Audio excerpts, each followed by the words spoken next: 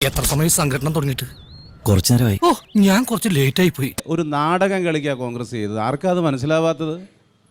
കാട്ടുപന്നിയെ ഇത്തരത്തിൽ വൈദ്യുതി കെണി വെച്ച് പിടിച്ച് അതിൻ്റെ ഇറച്ചി വിൽക്കുന്ന പ്രവർത്തനം നടത്തുന്നയാളാണ് പ്രതി എന്ന വിവരം പുറത്തു വന്നിരിക്കുക.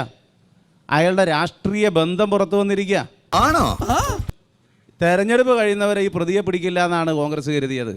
ഓഹോ, പ്രതിയെ മണിക്കൂറുകൾക്കകം ഞാനൊന്ന് പറഞ്ഞോട്ടെ. അയാളുടെ രാഷ്ട്രീയ ബന്ധത്തെ പ്രിയപ്പെട്ട MLA ഞങ്ങളുമായി കൂട്ടിക്കെട്ടാൻ യാതൊരു ശ്രമവും നടത്തണ്ട. ഞാൻ പറഞ്ഞു വന്നത് പിതാവിന്റെയും രാഷ്ട്രീയ ബന്ധം ഈ നാട്ടിലെ മുഴുവൻ ആളുകൾക്കും അറിയുന്ന ഒന്നാണ്. ഈ നിലമ്പൂർ മണ്ഡലത്തിൽ ഇടതുപക്ഷത്തിന്റെ വിജയം കൂടുതൽ കൂടുതൽ സുനിശ്ചിതമാകുന്ന ഒരു അന്തരീക്ഷത്തിലേക്ക് സഖാവ് സ്വരാജിന്റെ സ്ഥാനാർത്ഥിത്വവും അതുമായി ബന്ധപ്പെട്ട് വന്നിട്ടുള്ള ആവേശവും എത്തുന്നു എന്നതുകൊണ്ട് ഏത് വിഷയം കിട്ടിയാലും ഇടതുപക്ഷത്തെ ഒന്ന് അടിക്കാൻ അത് വടിയാക്കി മാറ്റുമോ എന്ന് ആലോചിച്ചിട്ടാണ്. അവിടെ അപകടം നടന്ന കുട്ടി മരിച്ച സ്ഥലത്ത് എത്തിയിട്ട് കോൺഗ്രസിന്റെ നേതാക്കൾ ഒത്തുചേർന്നിരിക്കുന്നത് കണ്ടാൽ കല്യാണ പെരയുടെ തലേന്ന് എല്ലാവരും കൂടി സന്തോഷിച്ച് ഒത്തുചേരുന്നത് പോലെയാണ് കോൺഗ്രസിന്റെ സമീപനം. അമ്മാവൻ കാര്യമായിട്ട് ചൊറിയുന്നുണ്ടല്ലോ. അമ്മാവൻ ചൊറിഞ്ഞൊറിഞ്ഞ് തല്ലു വെച്ച് കൂട്ടുന്നു. അത് എങ്ങനെ ഈ നിലമ്പൂർ ബൈ ഇലക്ഷനിൽ ഒരു വാർത്തയാക്കാം എന്ന് ആലോചിക്കുകയാണ്. സുഹൃത്ത് ഇവിടെ സൂചിപ്പിച്ചു, കോൺഗ്രസിനോ അല്ലെങ്കിൽ UDFനോ മരണം ആഘോഷമാക്കേണ്ട ഒരു സംസ്കാരവുമില്ല. കേരളത്തിലെ 3 കോടി ജനങ്ങൾക്കറിയാം, TP ചന്ദ്രശേഖരനെ ആസൂത്രണം ചെയ്ത് കൊന്ന് പിറ്റേ ദിവസം പിണറായി വിജയൻ ചിരിച്ചുകൊണ്ട് പത്രസമ്മേളനം നടത്തി. രാഷ്ട്രീയം ചർച്ച ചെയ്താൽ ആരും കൊലപാതക രാഷ്ട്രീയത്തിൽ ആ വിമർശനം പേരിടുന്ന കാളികാവില് യൂത്ത് കോൺഗ്രസിന്റെ സെക്രട്ടറി ഒരു സ്ത്രീയെ കൊന്ന് കൊയിച്ചു മൂടിയിട്ട് സമരം ചെയ്ത ആളാണ്. അറിയോ നിങ്ങൾക്ക്? LDF പ്രിയപ്പെട്ട സുഹൃത്തെ, 9 വർഷക്കാലമായി ആഭ്യന്തര മന്ത്രി ഉണ്ട് എന്ന് നിങ്ങൾ പറയുന്നു, ഞങ്ങൾക്ക് വിശ്വാസമില്ല. കാരണം നടപടി വെച്ച് നോക്കുമ്പോ ഹലോ, LDFന്റെ പ്രതിനിധിയാണ് ചോദിക്കാല്ലേ, ഈ 9 വർഷമായിട്ട് പിണറായി വിജയൻ തറക്കല്ലിട്ട് ഉദ്ഘാടനം ചെയ്ത ഏതെങ്കിലും ഒരു പദ്ധതിയുടെ പേര് വന്നിരാൻ പറ്റുമോ? ഞാനിപ്പോൾ ഇവിടെ ഈ മണ്ഡലത്തിലുള്ള ഒരാളല്ല. ഞാനിപ്പോൾ ഇങ്ങോട്ട് വന്നൊരു റോഡുണ്ട്.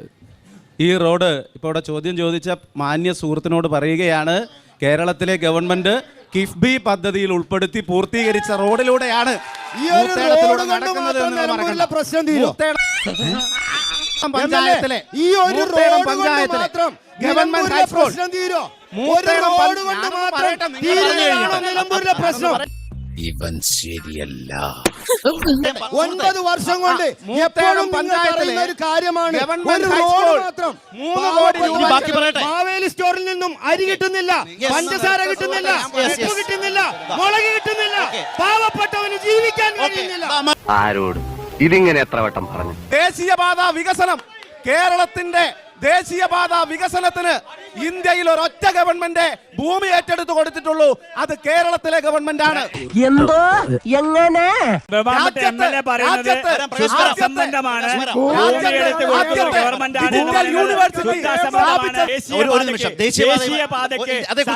കൊടുത്ത പല സർക്കാരുകളും ഈ ഇന്ത്യ രാജ്യത്തുണ്ട്. ഇതൊരു നടത്തു പോണ മാതിരില്ല.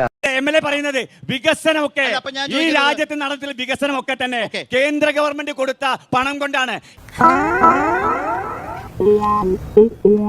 നന്നായിട്ടുണ്ട്. കേരളം മലയോര ഹൈവേ യാഥാർത്ഥ്യമാക്കാൻ പോവുക, തീരദേശ ഹൈവേ കേരളം യാഥാർത്ഥ്യമാക്കാൻ പോവുക, ആലപ്പുഴ ബൈപ്പാസ് കേരളം യാഥാർത്ഥ്യമാക്കിയതാണ്. ആലപ്പുഴ ബൈപ്പാസ് ഒക്കെ BJPയുടെ പ്രൊജക്ട്, കേന്ദ്ര ഗവൺമെന്റ് പ്രൊജക്ട്. ആലപ്പുഴ ബൈപ്പാസ് ഒത്തില്ല, ആ മൂപ്പര് ഒപ്പിക്കാൻ നടക്കുക. നമ്മൾ LDFന്റെ പ്രതിനിധിയോടാണ്. നിലമ്പൂരിനെ ഏറ്റവും ദുരിതത്തിലാക്കിയൊരു അപകടമായിരുന്നു കവളപ്പാറ ദുരന്തം.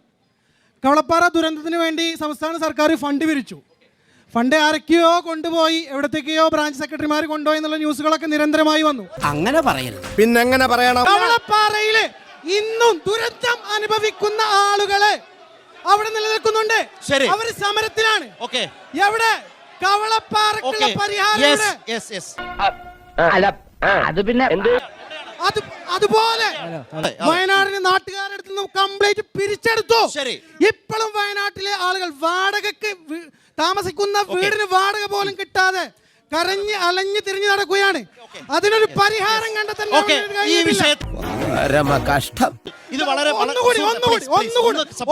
ഒന്നുകൂടെ നിലമ്പൂരിലെ പ്രധാനപ്പെട്ട ഒരു വികസനമാണ് നിലമ്പൂരിലെ ബൈപ്പാസ് ഫ്ലക്സിൽ മാത്രം ശരി, ശരി. ഇവിടെ മുതൽ മൂന്ന് വിഷയങ്ങൾ. ഫ്ലക്സിൽ Right. ഒരു മാത്രമാണ് കാര്യം ബൈപ്പാസ് കാണുന്നത്. വളരെ ഇങ്ങനെ പോയാൽ സംഗതി കുഴയും. പ്രിയപ്പെട്ട കാരപ്പുറത്തെ ജനങ്ങൾ, ഇവിടെ ഒത്തുചേർന്ന മനുഷ്യർ, കേൾക്കൂ. നിങ്ങൾ പറയുന്നതെല്ലാം ക്ഷമയോടുകൂടി കേട്ടു, നമ്മൾ പറയുന്ന കൂടി നിങ്ങൾ കേൾക്കൂ. എന്താന്ന് വെച്ചാ ഒന്ന് പറഞ്ഞു തുലക്കടോ. അതിൽ ഒന്ന്, വയനാട് ദുരന്തം ഇന്ത്യ കണ്ടിട്ടുള്ള ഏറ്റവും ശക്തമായിട്ടുള്ളൊരു ദുരന്തമായിരുന്നു. അതൊക്കെ നാട്ടുകാർക്ക് അറിയാവുന്ന കാര്യം. ആ ദുരന്തത്തിന് വേണ്ടിയുള്ള ദുരന്ത നിവാരണ പ്രവർത്തനങ്ങൾ നിയമവിധേയമായി ഒരു സർക്കാർ എന്ന നിലയിൽ ഏറ്റവും നല്ല നിലയിൽ മെച്ചപ്പെടുത്തി മുന്നോട്ട് കൊണ്ടുപോകാൻ കഴിഞ്ഞ ഗവൺമെന്റാണ് കേരളത്തിലെ ഇന്ന് അധികാരത്തിലുള്ള രണ്ടാം പിണറായി വിജയൻ സർക്കാർ. ഈ ദുരന്തം മാത്രമല്ല എങ്ങനെ അത് പറയാം. ഇവിടെ ഒരു സുഹൃത്ത് പറഞ്ഞത്, ഒരു ശവശരീരം മറവ് ചെയ്യാൻ എന്തിനാണ് 75,000 രൂപ എന്നാണ്. അതൊന്ന് പറയാം. ഒരാളുടെ ശവശരീരം ഒരു ഭാഗത്തു നിന്നല്ല പൂർണ്ണമായും ലഭിക്കുന്നത്. അങ്ങനെ വന്നാൽ ഈ മരണപ്പെട്ടയാള് വിനോദാണോ, മജീദാണോ, ഹംസയാണോ, ജോസഫാണോ എന്നറിയാൻ ഓരോ ശരീരഭാഗവും അത് പ്രത്യേകമായ പരിശോധനയ്ക്ക് അയക്കേണ്ടി വരും. എന്നിട്ട് DNA ടെസ്റ്റ് നടത്തേണ്ടി വരും. അങ്ങനെ വന്നാൽ ഒരു ശവശരീരം മറവ് ചെയ്യാൻ തന്നെ ചിലപ്പോൾ 75,000-ഓ 1,00,000-ഓ വേണ്ടി വരും. ഈ ഫൂളിഷ് ലൈസ് ഒക്കെ എല്ലാവരും വിശ്വസിക്കുന്നു വിചാരിച്ചിട്ടാ? സ്വന്തം ഇഷ്ടത്തിന് തട്ടിവിടുന്ന നാക്കെടുത്താന്നുണേ പറയും. വയനാട് ദുരന്തമുണ്ടായപ്പോൾ ഒടുക്കാത്ത ഗവൺമെന്റാണ് രാജ്യത്തുള്ള ഒരു ചില്ലി പൈസയുടെ സഹായം വയനാടിനുണ്ടായില്ല. തീർച്ചയായും ജനങ്ങളെ വിഡ്ഢികളാക്കുന്ന ഈ കേരളത്തിലേക്ക് കേട്ടുകൊണ്ടിരിക്കുന്ന ആളുകളുടെ വിഡ്ഢികളാക്കുന്ന വാദമാണ്. ഏത് ശവശരീരമാണ് പറയുന്നത് നിങ്ങൾ? ഏത് ശവശരീരമാണ് നിങ്ങൾ അയച്ചത്? എത്ര രൂപയാണ് ചെലവായത്? ഇത്തരം ശാസ്ത്രബോധമായ വാദങ്ങൾ ഒരു ഉത്തരവാദിത്തമുള്ള MLA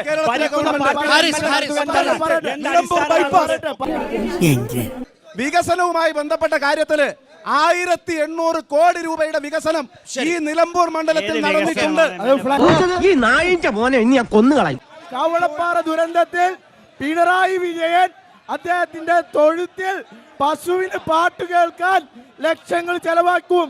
പക്ഷേ നമ്മുടെ സഹോദരങ്ങളായ ആദിവാസികൾക്ക് ഇന്നും ദാർപ്പായ കെട്ടി കഴിയേണ്ട അവസ്ഥയാണ്. അത് കറക്റ്റാണ്. 24 മണിക്കൂറും റീൽസ് എടുത്ത് നടക്കുന്ന മന്ത്രി റിയാസിനെ കൂരിയാടിന്റെ 7 അകലത്തേക്കൊന്ന് കാണാൻ പോലും കിട്ടിയിട്ടില്ല.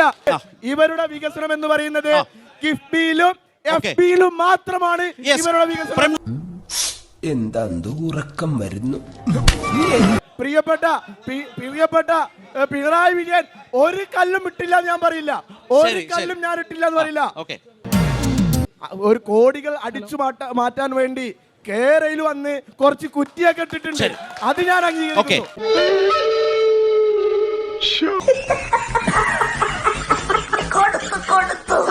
ഇനി ഇവിടെ നിന്ന് അഴിവണ്ടാവാ, നമുക്ക് അങ്ങോട്ട് മാറിയിക്കാം. തൽക്കാലം ഇത്രയും മതി. വരട്ടെ.